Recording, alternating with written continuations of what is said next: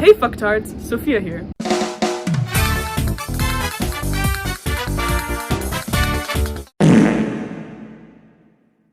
Have you ever wondered about the impacts of children's media targeted towards young girls? Well, I certainly have. Let's take a look at some of the classics together.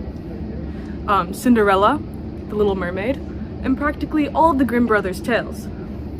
Most of these stories share one thing in common. A girl throws away her life for a man. Let's dive into the first mentioned story, Cinderella. In Cinderella, the protagonist ends up throwing away her life, albeit a pretty mid one, for the prince. Throughout the story, her stepsisters also try to do drastic things, such as cutting off their own toes in order to fit the shoe dropped by Cinderella. In The Little Mermaid, Ariel completely leaves behind her past in order to be with the prince, despite barely even knowing him. In the original Hans Christian Andersen version, she gives up her lifespan of 300 years, her voice, and can only live forever if she marries the prince. If the prince doesn't marry her, she turns into sea foam. Unsurprisingly, she dies and turns into sea foam. Ultimately, what this does is it teaches young girls to believe in the self-fulfilling prophecy that they should and will inevitably throw away their lives for a man. Because who doesn't want to be a princess? Especially when it was romanticized during your entire childhood.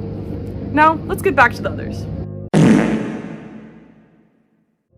Alright, so today we're going to be discussing the effects of media on young girls. In the past few years, children at younger and younger ages are having access to the media, which is why it is so important that the messages these children receive, especially young girls, promote healthy standards, something that we really aren't seeing much of. To put into perspective the impact that media has, let's take a look at this fact about body image in young girls from the article, Am I Too Fat to Be a Princess? It states, recent literature suggests that girls as young as 6 years old experience body dissatisfaction, as evidenced by a preference for an ideal figure that is thinner than their perceived current body size. So why is this, and what can we do to prevent these issues from continuing? Because clearly there's a problem. Well, I've got some ideas. To answer the first question, why is this happening? We can take a look at two socio-cultural factors to find a potential answer. 1. Many movies marketed towards young girls feature main female characters who are thin and blonde. Disney's Rapunzel is a perfect example of this, along with many of their other female characters.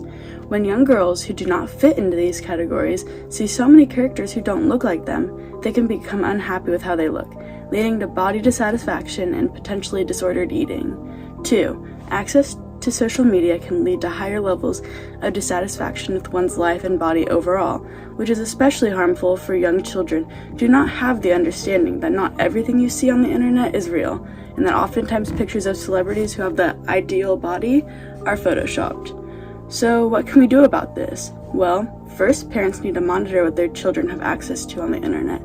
Secondly, characters in children's literature and movies need to be more diverse to fit the diverse populations they are reaching. Finally, we as a society need to be more body positive and start to change the idea that only one type of person can be beautiful. With that in mind, let's all be more mindful of the media we are consuming and the potential effects it could have. Thank you for your explanations, Sophia and Alexis. Now, continuing on with this popular idea that a woman should throw away her life for a man, Twilight is an exceptionally good portrayal of that trope. The main issue with Twilight, and the other stories that you mentioned, is that the women aren't written to be on their own as a whole autonomous person, as people who have agency. The main beef of these characters' writings is that they're dependent on men, and that their entire existence is defined by the men who are around them. To further understand why Twilight is an awful series is to understand that this series wasn't revolutionary. It's a stereotypical romance between a girl protagonist and a mysterious boy who sweeps her off her feet, who also happens to be a vampire.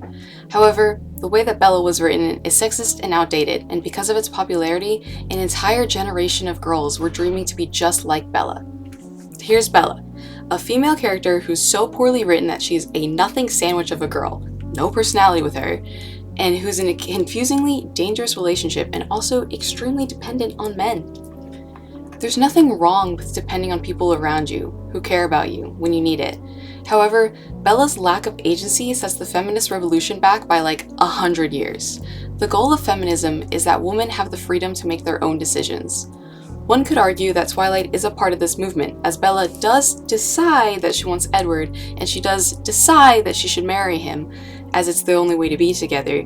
But that's a weak argument that's kind of just... It's weak, it doesn't work.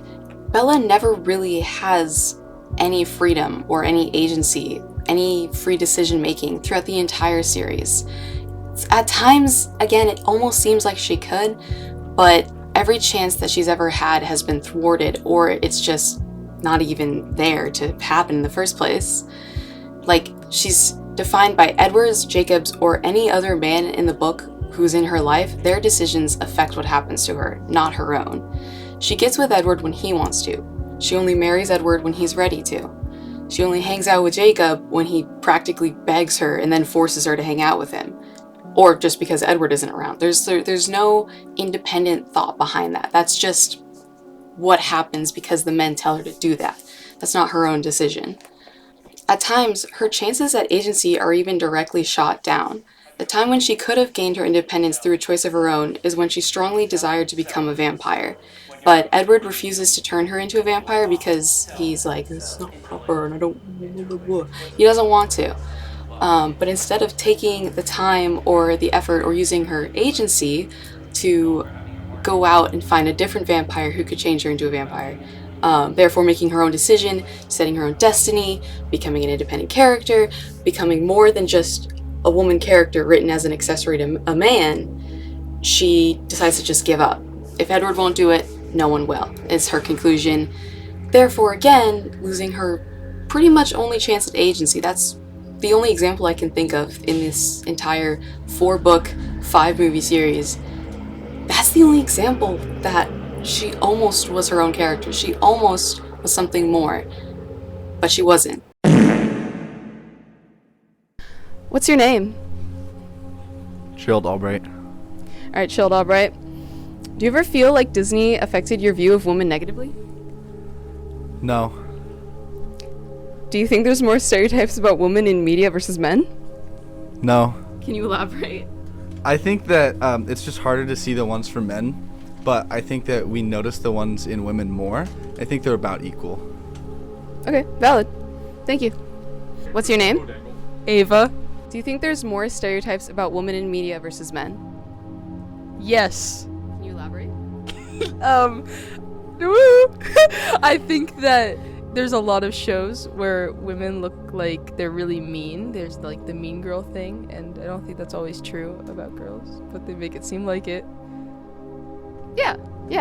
Is that what you want me to say? Thank you for your time. What's your name?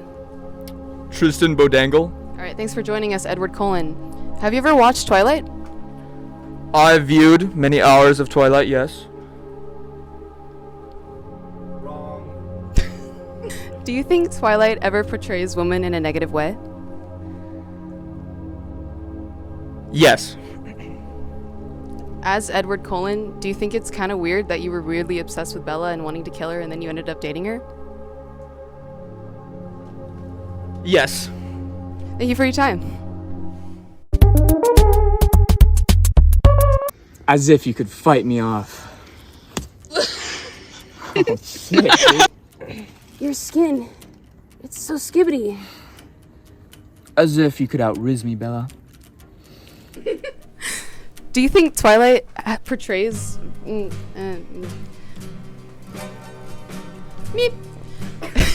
I agree, wholeheartedly. You can't be in the video if you're standing like that. I'm also gonna need you to shove that up your ass. Whoa, okay. What are you guys' names? Ben. Boom. Call me what? Hey, Bella. I'm gonna be playing some piano for you.